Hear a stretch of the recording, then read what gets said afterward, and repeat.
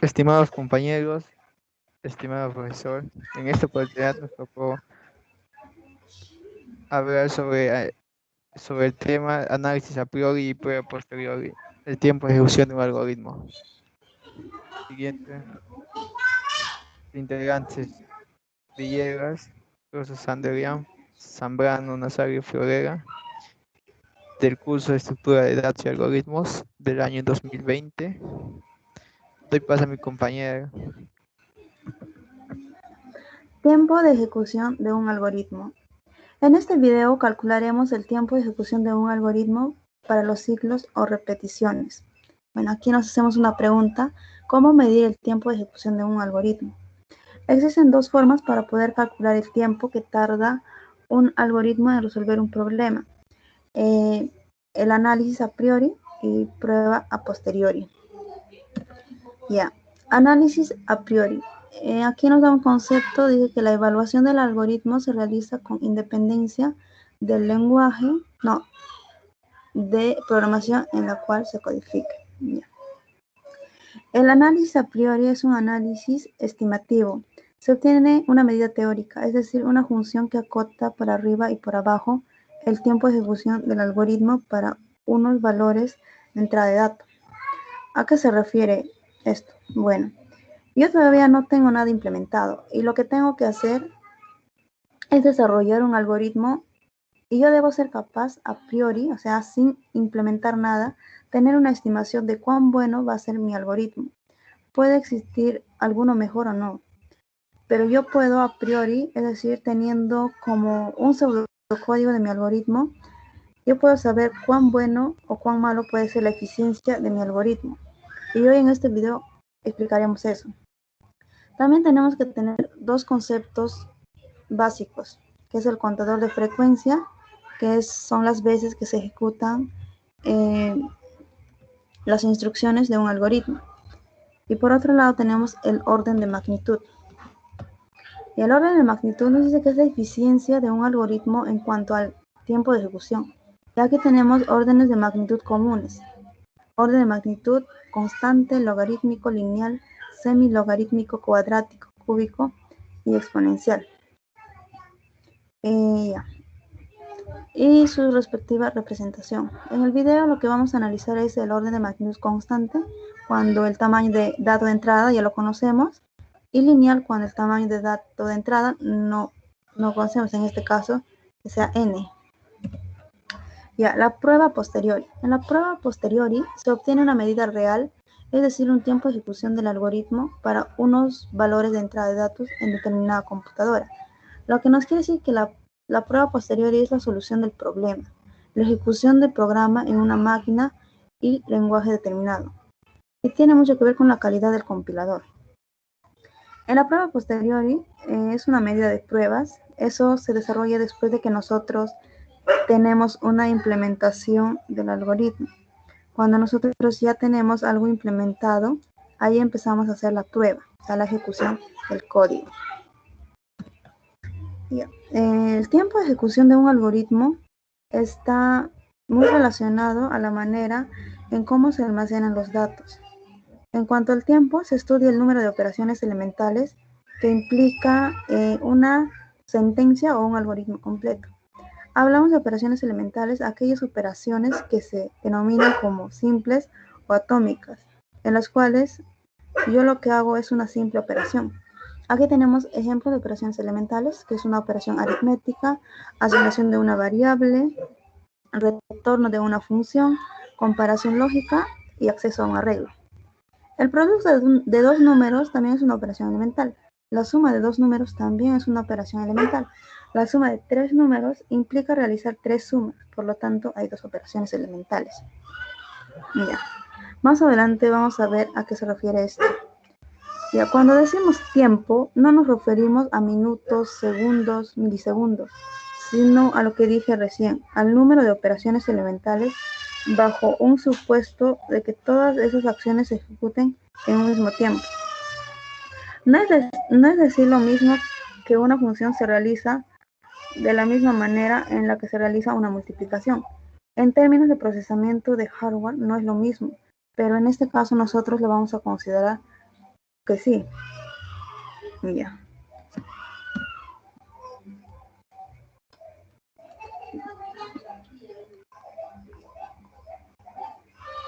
Nos vamos a centrar en el cálculo de operaciones elementales para los ciclos o repeticiones, es decir, el tiempo de ejecución de un algoritmo en ciclos o repeticiones. En este caso, lo que vamos a considerar es que el tiempo de ejecución de un ciclo es el tiempo que implica las instrucciones o ejecuciones que tiene en el interior el bucle por el número de iteraciones. Si yo tengo en el bucle cierta cantidad de instrucciones como las que tengo aquí, estas instrucciones se van a ejecutar n veces. Bien, centrándonos en lo que respecta a ciclos o repeticiones, tenemos que el tiempo de ejecución de un ciclo es el tiempo de ejecuciones de las instrucciones que están en el interior del ciclo por el número de iteraciones, es decir, por la cantidad de veces que se repiten estas instrucciones. Tenemos que tener en cuenta que las operaciones que realizan modificaciones en las variables, es decir, el incremento o decremento a tener en cuenta, y la evaluación de la condición del bucle para que finalice o para que pueda continuar. Y vamos a establecer una estructura básica en este caso del ciclo for. Si nosotros nos fijamos en el bucle de tipo for, aquí posee una inicialización, una comparación, un incremento, decremento, y dentro del cual tenemos en el interior unas instrucciones. Ya. De esta manera nosotros podemos observar que la inicialización se realiza una única vez. La comparación se realiza n más 1 veces. El 1 es la última comparación donde sale del ciclo for. Y n es el tamaño de datos de entrada.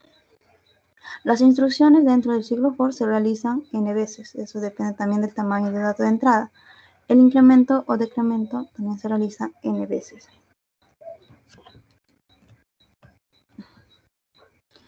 Ya. Aquí podemos establecer matemáticamente el tiempo de ejecución de un ciclo for, que sería el tiempo que implica la inicialización más el tiempo que implica la comparación, más n veces la cantidad que se va a realizar, el tiempo que implica las instrucciones, más el tiempo de comparación, más el tiempo incremento o decremento. Aquí un ejemplo pequeño sobre el ciclo for, donde tenemos la inicialización que cuenta como una operación elemental, la comparación también, y el incremento que tiene dos operaciones elementales. Aquí tiene dos operaciones elementales porque i más significa i igual i más 1. Este i más 1 es una operación elemental. La asignación es otra operación elemental, por lo tanto hay dos operaciones elementales. Las instrucciones tienen tres operaciones elementales, que es el salto de línea, el i más 1 y lo que muestra acá en la pantalla. Sería tres operaciones elementales. El return 0 también se cuenta como una operación elemental. Reemplazando en la fórmula tenemos una operación elemental más una operación elemental de la comparación más la sumatoria, que es las veces que se va a iterar el for, y dentro de las instrucciones más la comparación más el incremento más el return 0. Ya todo eso reemplazando, resolviendo y sumado sería tres operaciones elementales más 8 veces que se va a ejecutar el ciclo for por la suma, que sería 6 operaciones elementales. En total, el resultado sería 51 operaciones elementales. Esto es el tiempo de ejecución para este algoritmo. Es de orden de magnitud constante, ya que, como dije, acá conocemos el tamaño de entrada de datos. Bueno, eso sería todo por la parte teórica. A continuación pasaré a mi compañero para que explique en un lenguaje Java y pueda hallar el tiempo de ejecución.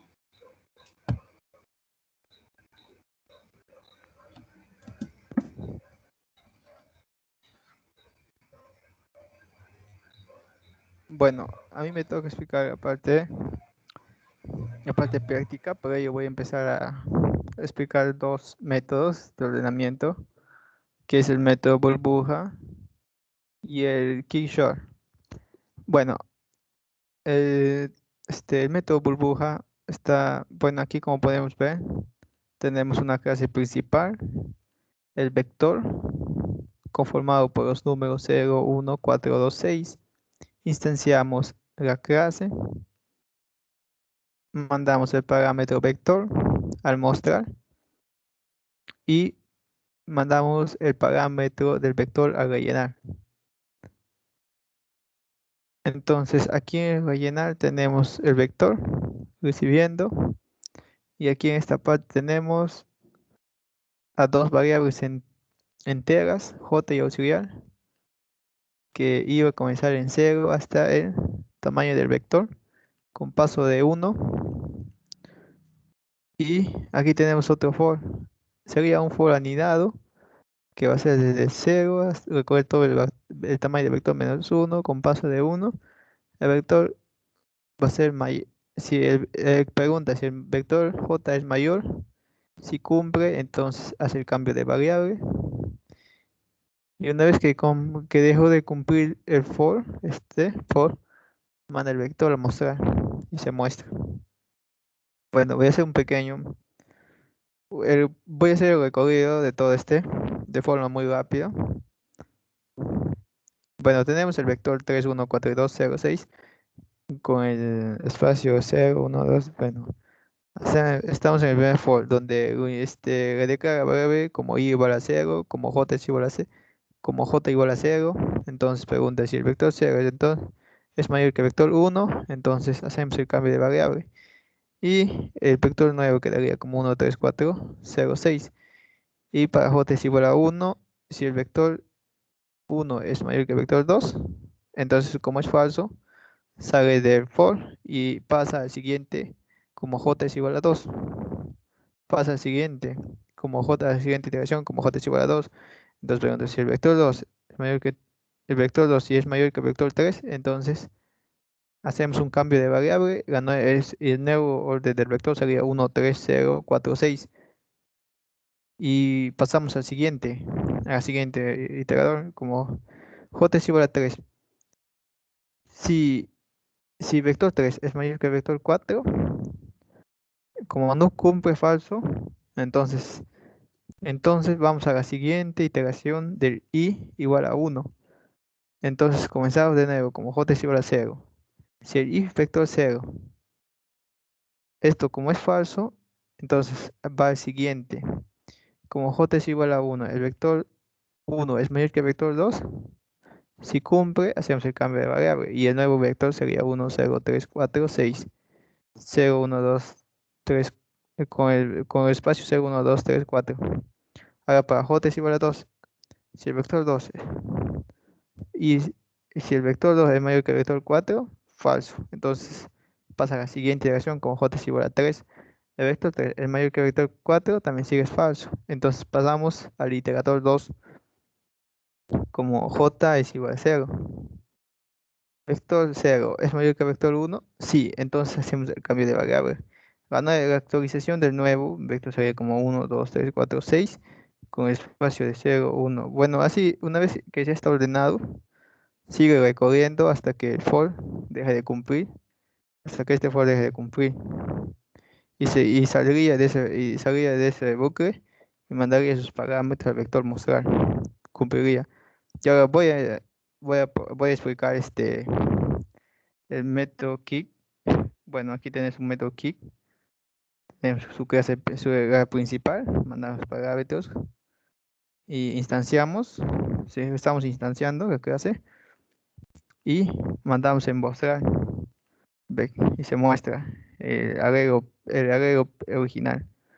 Y bueno, y después hacemos mandamos sus parámetros al método. Entonces recibe aquí el método. Sí, y entonces, como, como i es igual a primero y también recibe como de gran rabia como j es igual a último. El pivote será el vector primero más último y divide entre 2. Y hacemos un do while. Corremos el while y pregunta si el vector y es menor que el pivote, entonces sigue corriendo hasta que eso deje de cumplir. Hasta que deje de cumplir va a correr aquí. Y esto cuando deje de cumplir va a correr en el if y una vez que, el- que el if ha corrido completamente para y y pregunta si se da que i es menor o igual que j, entonces regresa al do. Y así hasta que deje de cumplir. Y aquí pregunta. Y luego cuando deje de cumplir el do y, pregunta si el primero es menor que j. Y entonces manda sus parámetros. Una vez que manda los parámetros, regresa aquí. Y así, hasta que los dos if dejen de cumplir. Una vez que dejen de cumplir, manda el vector mostrar. Manda el vector a mostrar. Bueno, aquí tenés una pequeña demostración. Como por ejemplo, tenés un vector de 4, 2, 0, 1, 9. Llega el primero como j, como el tamaño del vector menos 1. J es igual a 0, j es igual a 4. El pivote es la suma dividida entre 2, pivote es 2, el vector 2 es 0, es el recorrido de tu y, entonces vector 0 es menor que 0, falso. Entonces pasamos al segundo y, donde dice vector 4 es mayor que 0, lo resta. Entonces, nuevamente voy a preguntar, vector 0 es mayor que 0, vector 3 es mayor que 0, sí se da, entonces resta uno más. Entonces, pregunta, en el y, vector 2 es mayor que 0, en ese caso sí se da falso. Entonces sale como i es igual a 0, j es igual a 0. Entonces pregunta en el if, si 0 es menor o igual que 2. 0 es menor o igual que 2, sí. Entonces, como cumple enter, hacemos el cambio de variable. El nuevo vector sería 0, 2, 4, 1, 9, 0 y con el espacio 0, 1, 2, 3, 4. Entonces aumentamos uno más y restamos al j 1 menos. Entonces, 1 es menor o igual que 1, sí. Entonces, de nuevo con el do, donde pregunta pregunta, vector 1 es menor que 0, falso. Y pasa a segundo y, donde dice vector 1 es mayor que 0, entonces restamos 1. Entonces aquí el y pregunta 0 es mayor que 0. Vector 0 es mayor que 0, como es falso, entonces entra el if. Como el if es falso, salta el y, donde también es falso, entonces pregunta 0 pregunta aquí en esta parte donde dice 0 es menor que 0, como es falso, entonces pasa al siguiente if. Como 1 es menor que 4, entonces manda sus parámetros, regresa de nuevo, hace la recursividad y regresa de nuevo al punto de partida, hasta que entonces el primero indica que primero es igual a 1 y último es igual a 4, como j es igual a 1 y como i es igual a 1 y j es igual a 4, entonces el pivote viene a ser 4 en esta ocasión. Y en el do dice que y pregunta aquí, hace un do, hace de nuevo la corrida del y, el y pregunta, vector 1 es menor que 4, sí, entonces suma. Vector 2 es menor que 4, falso. Sale entonces de ese y ahora entra el segundo y. Vector 4 es mayor que 4, lo resta 1, entonces pregunta de nuevo, vector 3 es mayor que 4, como es falso, entonces sale como i es igual a 2 y como j es igual a 3, pregunta, ¿2 es menor o igual que 3?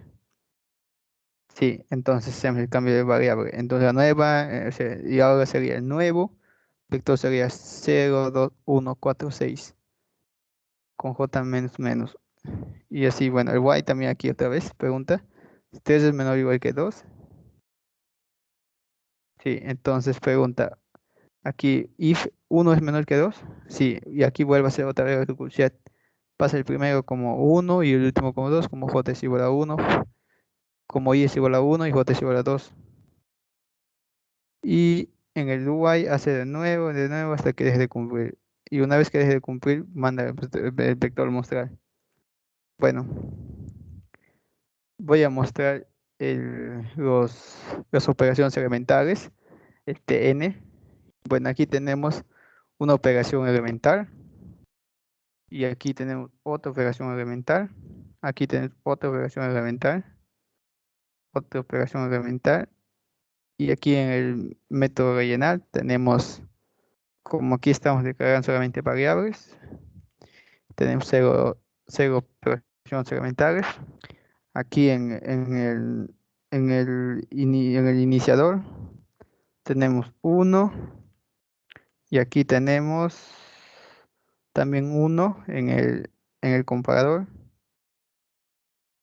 y aquí tenemos 2 y entonces tenemos aquí también tenemos dos operaciones segmentales aquí y en este for tenemos 1, 2, 3, 4. Entonces pregunta si el vector aquí pregunta, entonces aquí tenemos aquí abajo en el lista en dos tener dos operaciones segmentales, aquí también tener una operación elemental y por acá también aquí tienen dos operaciones segmentales, una operación elemental y en el vector también tienen otra operación elemental. Y aquí en el for tenemos 1, 2, 4, 1, 2, 4 y aquí también tenemos dos operaciones elementales y aquí también tienen dos operaciones. Aquí tenemos solamente una operación. Y el TN total, la suma de las operaciones, me dio 86. Que eso viene a ser el tiempo de ejecución, el TN, me dio 86. Y bueno, podemos decir que cuando a mayor es el- las operaciones elementales, y mayor también significa que es bueno, el recorrido, y cuando mayor es el recorrido también se puede decir que, que el programa o el método de tratamiento es menos eficiente que el que tiene menos recorrido. Bueno, eso es todo, eso es todo nuestra investigación y gracias por la atención.